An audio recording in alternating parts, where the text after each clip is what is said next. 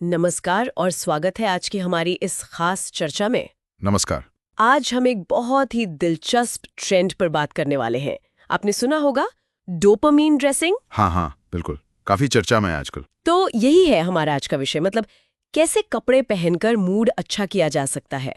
और ये सिर्फ कोई ऐसी वैसी बात नहीं, 2025 के फैशन जगत का एक बड़ा चलन माना जा रहा है। सही कहा। और इसके पीछे ना एक सॉलिड साइकोलॉजिकल बेसिस भी है। अच्छा, वो क्या है? इसे कहते हैं एनक्लोथ्ड कॉग्निशन। मुश्किल सा नाम है पर मतलब सीधा है। मतलब ये कि जो कपड़े हम पहनते हैं वो सिर्फ तन नहीं ढकते, वो हमारी सोच, हमारी फीलिंग्स पर भी असर डालते हैं। अरे वाह, ये तो इंटरेस्टिंग है। कोई उदाहरण है इसका? हाँ, एक स्टडी हुई थी, बड़ी मजेदार। उसमें कुछ लोगों को लैब कोट पहनाया गया। ओके। जब उन्हें कहा गया कि ये डॉक्टर का कोट है, तो देखा गया कि उनका ध्यान, उनका फोकस बढ़ गया। अच्छा, का कोट है तो फोकस पर कोई असर नहीं हुआ। कमाल है। मतलब कपड़े के साथ जुड़ा हुआ जो सिंबोलिज्म है, जो उसका मतलब है, वो मैटर करता है। बिल्कुल, वही तो पॉइंट है। कपड़ों का प्रतीकात्मक अर्थ हमारे दिमाग पर सीधा असर डालता है। ये तो बहुत रोचक बात है। तो इसमें रंगों का भी जरूर हाथ होता होगा। हमने अक्सर सुना है जैसे लाल या काला रंग, वो थोड़ा कॉन्फिडेंस या आकर्षण से जुड़ा होता है। हाँ, बिल्कुल। रंग तो मूड पर असर डालती हैं। जैसे लाल, काला, ये पावर, परफॉर्मेंस से जुड़े हैं। हरा रंग थोड़ा शांत, क्रिएटिविटी वाला माना जाता है। पीला रंग खुशी, एनर्जी देता है। पर यहाँ एक चीज ध्यान रखने वाली है, रंगों का मतलब ना वो कल्चर पर और हमारे अपने पर्सनल एक्सपीरियंस पर भी बहुत डिपेंड करता है। सही कहा। जैसे हमारे यहाँ शादी में लाल पहनते हैं, पर पश्चिम में सफेद। एग्जैक्टली। और जैसे पश्चिम में शोक के लिए काला रंग है, पर कुछ एशियन कल्चर्स में सफेद भी होता है। तो डोपामिन ड्रेसिंग का मतलब सबके लिए थोड़ा अलग हो सकता है। जरूरी नहीं कि एक ही रंग सबको खुशी दे, ये पर्सनल चॉइस भी है। अच्छा, पर ये ट्रेंड अचानक इतना पॉपुलर क्यों हो गया? क्या इसका पैंडेमिक से कोई कनेक्शन है? मुझे ऐसा लग रहा है जैसे लोग अब उन कंफर्टेबल कपड़ों से बोर हो गए हैं। आपने बिल्कुल सही पकड़ा। पैंडेमिक में हम सब घर पे थे, तो वो लूज आरामदायक कपड़ों का चलन बहुत बढ़ गया था। Joggers, sweatshirts. हाँ, बिल्कुल। लेकिन अब जैसे जैसे दुनिया खुल रही है, लोग बाहर निकल रहे हैं, तो शायद वो फिर से खुद को एक्सप्रेस करना चाह रहे हैं, और इस बार शायद ज्यादा बोल्ड तरीके से। मतलब एक तरह से अपनी खुशी, अपनी पर्सनैलिटी को कपड़ों के जरिए दिखाना। हाँ, कह सकते हैं। शायद वो जो अनिश्चितता का दौर था, उसके बाद अब लोग थोड़ी पॉजिटिविटी, थोड़ा कंट्रोल दिखाना चाहते हैं कपड़ों से। और इसीलिए 2025 में ये डोपामिन ड्रेसिंग इतनी उभर कर आई है, जिसमें चमकदार, बोल्ड रंग और मैक्सिमलिस्ट स्टाइल दिख रहा है। अच्छा, ये मैक्सिमलिस्ट स्टाइल, ये क्या होता है? और आपने कहा पुराने जमाने के स्टाइल की भी वापसी हो रही है। हाँ, मैक्सिमलिस्ट मतलब मोर इज मोर वाला फंडा। ढेर सारे रंग, बड़े बड़े प्रिंट्स, अलग अलग टेक्सचर, सब एक साथ। बिल्कुल मिनिमलिज्म का उल्टा। ओके, समझी। काफी बोल्ड। हाँ, और साथ में 80s, 90s और यहाँ तक कि 2000s का फैशन भी लौट रहा है। वो नॉस्टैल्जिया वाला फील है शायद। जैसे एक्टिव वेयर में आप देखेंगे नियॉन कलर्स, फ्रूटी शेड्स, बहुत चटकीले रंग। अच्छा। और रोज के कपड़ों में वो लंबी स्कर्ट्स, मैक्सी ड्रेसेस, खूब सारे सोने और मोती के गहने, नियॉन टाइट्स भी दिख रही हैं, ओवरसाइज्ड कपड़े, कटआउट्स, ये सब उसी ट्रेंड का हिस्सा है। जैसे म्यू म्यू के कलेक्शंस में दिखता है आजकल, वो चंचल सा स्टाइल। बिल्कुल, म्यू म्यू इसका बहुत अच्छा उदाहरण है। वो प्लेफुलनेस, वो बोल्डनेस, वो इसी डोपामिन ड्रेसिंग वाली फील को पकड़ रहे हैं। शायद लोग उन पुराने स्टाइल्स में एक तरह का सुकून या बीते वक्त का एक आशावाद ढूंढ रहे हैं। ये हो सकता है। पर अगर किसी को ये ट्रेंड ट्राई करना हो, लेकिन वो एकदम से इतने रंग या स्टाइल पहनने में हिचकिचाए, तो कोई आसान तरीका है शुरू करने का? अरे बिल्कुल है। ऐसा नहीं है कि आपको सर से पांव तक नियॉन पहनना है। हाँ, वही। आप बस अपनी पसंद का कोई एक बोल्ड कलर चुनिए। मान लीजिए एक चटकीला नीला स्वेटर। ठीक है। उसे आप अपनी सिंपल सी काली पैंट या डेनिम जीन्स के साथ पहनिए, या शायद एक ब्राइट स्कार्फ ले लिया, बस एक पॉप ऑफ कलर। हाँ, ये तो किया जा सकता है। धीरे धीरे आप और रंगों या पैटर्न्स को अपने कंफर्ट के हिसाब से जोड़ सकते हैं। ये बेसिकली अपने वार्डरोब में थोड़ी खुशी, थोड़ी एनर्जी ऐड करने का तरीका है, अपने शर्तों पर। ये तो हुई स्टाइल और रंगों की बात, कि कपड़ों से कैसा महसूस होता है। लेकिन आजकल फैशन में एक और बहुत बड़ा फैक्टर है टेक्नोलॉजी। उसका क्या रोल है 2025 के फैशन में?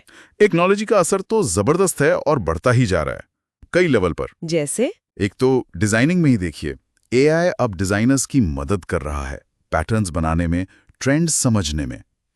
फिर है एआर यानी ऑगमेंटेड रियलिटी। इससे आप घर बैठे वर्चुअल ट्राई ऑन कर सकते हैं। कपड़ा आप पर कैसा लगेगा बिना पहने देख सकते हैं। ऑनलाइन शॉपिंग का एक्सपीरियंस ही बदल रहा है इससे। हाँ, ये तो मैंने देखा है कुछ ऐप्स में। और फिर डिजिटल फैशन भी है। मतलब लोग अपने ऑनलाइन अवतार के लिए कपड़े खरीद रहे हैं। ये भी एक पूरी नई दुनिया है। अच्छा, और ब्लॉकचेन का भी कुछ सुना था? हाँ, ब्लॉकचेन से कपड़ों की ऑथेंटिसिटी पता चल सकती है। मतलब ये असली है या नकली, कहाँ बना है, किस मटेरियल से बना है, ये सारी जानकारी ट्रांसपेरेंट हो सकती है। खासकर लग्जरी आइटम्स के लिए ये बहुत काम का है। और वो स्मार्ट कपड़ा वाली बात? स्मार्ट टेक्सटाइल्स, हाँ, ये भी आ रहे हैं। ऐसे कपड़े जो आपकी हेल्थ मॉनिटर कर सकें, हार्ट रेट, बॉडी टेम्परेचर। अरे वाह! और फिटिंग को लेकर भी टेक का इस्तेमाल हो रहा है।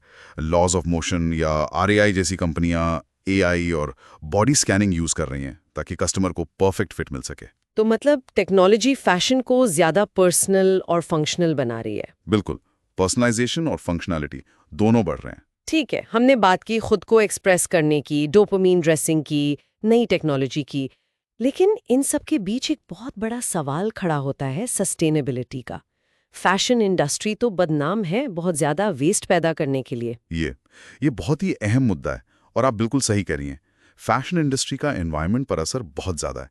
एक अनुमान है कि हर साल करीब 40 मिलियन टन टेक्सटाइल वेस्ट पैदा होता है। 40 मिलियन टन, ये तो बहुत ही ज्यादा है। वाकई चौंकाने वाला आंकड़ा है और इसीलिए अब सस्टेनेबिलिटी पर जोर बहुत तेजी से बढ़ रहा है। ये अब सिर्फ एक अच्छा विचार नहीं रहा, ये जरूरत बन गया है। तो इंडस्ट्री कर क्या रही है इस बारे में? कई चीजें हो रही हैं। एक तो रिसाइकलिंग पर फोकस बढ़ा है। पुराने कपड़ों या प्लास्टिक बोतलों से नए फैब्रिक बनाना। जैसे रिप्रीव नाम की कंपनी है, वो प्लास्टिक बोतलों से फाइबर बनाती है। अच्छा। फिर नए सस्टेनेबल मटेरियल्स पर रिसर्च हो रही है, जैसे समुद्री शैवाल, सीवीड से या मशरूम लेदर। ऐसे बायो मटेरियल ढूंढे जा रहे हैं जो कम रिसोर्स इस्तेमाल करें और बायोडिग्रेडेबल हो। हाँ। मशरूम लेदर, ये तो बिल्कुल नया सुना। हाँ, काफी इनोवेशन हो रहा है इस फील्ड में। फिर सर्कुलर इकोनॉमी का कॉन्सेप्ट है। मतलब चीजों को बनाओ, इस्तेमाल करो, फेंको वाले मॉडल से हटकर बनाओ, इस्तेमाल करो, रीयूज करो, रिसाइकल करो वाले मॉडल पर जाना। हम जैसे कोचटोपिया है जो अपने लेदर स्क्रैप्स को रिसाइकल करके नए प्रोडक्ट्स बना रहा है। बिल्कुल सही। या वेजा जैसे ब्रांड्स हैं जो शुरू से ही सस्टेनेबल मटेरियल और एथिकल प्रोडक्शन पर फोकस करते हैं। तो कोशिशें हो रही हैं अलग अलग लेवल पर। तो क्या इसका असर हम जैसे उपभोक्ताओं पर भी पड़ रहा है? क्या हम भी बदल रहे हैं? हाँ बिल्कुल, कंज्यूमर बिहेवियर में भी बदलाव दिख रहा है। लोग अब ज्यादा जागरूक हो रहे हैं। कैसे? एक तो कॉन्शियस कंज्यूमरिज्म बढ़ रहा है। मतलब लोग अब सिर्फ सस्ता या ट्रेंडी देखकर नहीं खरीद रहे, वो ये भी सोच रहे हैं कि कपड़ा कहाँ बनाएं, कैसे बनाएं, बनाने वालों को सही पैसे मिले या नहीं, एनवायरनमेंट पर क्या असर हुआ। हाँ, ये जागरूकता बड़ी तो है। लोग अब शायद कम खरीदो पर बेहतर खरीदो वाली सोच अपना रहे हैं। फास्ट फैशन के बजाय ड्यूरेबल, अच्छी क्वालिटी की चीजों में इन्वेस्ट कर रहे हैं। और सेकंड हैंड का क्या? वो भी तो काफी पॉपुलर हुआ है। बहुत ज्यादा। थ्रिफ्टिंग और सेकंड हैंड शॉपिंग का मार्केट जबरदस्त तरीके से बढ़ा है। ये सस्टेनेबल भी है और यूनिक स्टाइल ढूंढने का एक तरीका भी। और इससे शायद लोकल कारीगरों को भी फायदा हो रहा होगा। हाँ, ये भी एक पहलू है। लोग अब लोकल छोटे ब्रांड्स और कारीगरों को सपोर्ट करने में ज्यादा इंटरेस्ट दिखा रहे हैं, जो ट्रेडिशनल क्राफ्ट्स को जिंदा रख रहे हैं और ज्यादा सस्टेनेबल तरीके से काम करते हैं। तो मतलब एक तरफ मैक्सिमलिज्म और डोपामीन ड्रेसिंग है और दूसरी तरफ ये सस्टेनेबिलिटी और सोच समझकर खरीदने का ट्रेंड, ये दोनों साथ साथ कैसे चल रहे हैं? ये एक इंटरेस्टिंग टेंशन है। शायद लोग दोनों चाहते हैं, खुशी भी और जिम्मेदारी भी। एक और कॉन्सेप्ट है जो शायद इस बैलेंस को समझने में मदद करे। कौन सा? इसे कुछ लोग जस्ट इनफ या बस काफी है वाला अप्रोच कह रहे हैं। जस्ट इनफ, ये क्या है? ये कुछ ब्रांड्स की स्ट्रैटेजी है जो ना तो एकदम मिनिमल है ना एकदम मैक्सिमल। वो थोड़े प्रीमियम है, थोड़े सादे, थोड़े ट्रेंडी। अच्छा, मतलब बीच का रास्ता। हाँ, एक तरह से ये स्टाइल और सेफ्टी के बीच बैलेंस बनाते हैं।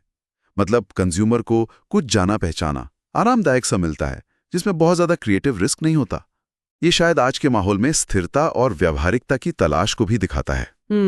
ये भी एक पर्सपेक्टिव है। तो ये सारे ट्रेंड्स एक साथ चल रहे हैं। बोल्ड एक्सप्रेशन भी, टेक्नोलॉजी भी, सस्टेनेबिलिटी की चिंता भी और एक प्रैक्टिकल अप्रोच भी। तो अगर हम सब कुछ समेटें तो 2025 का फैशन सिर्फ कपड़ों के बारे में नहीं लग रहा, ये उससे कहीं ज्यादा है। बिल्कुल। ये एक तरह से हमारे मूड को लिफ्ट करने, अपनी पहचान बनाने और दुनिया में जो कुछ भी चल रहा है, पैंडेमिक का असर, टेक्नोलॉजी का प्रभाव, पर्यावरण की चिंताएं, उन सब के बीच अपना रास्ता खोजने का एक तरीका बन गया है। एकदम सही कहा।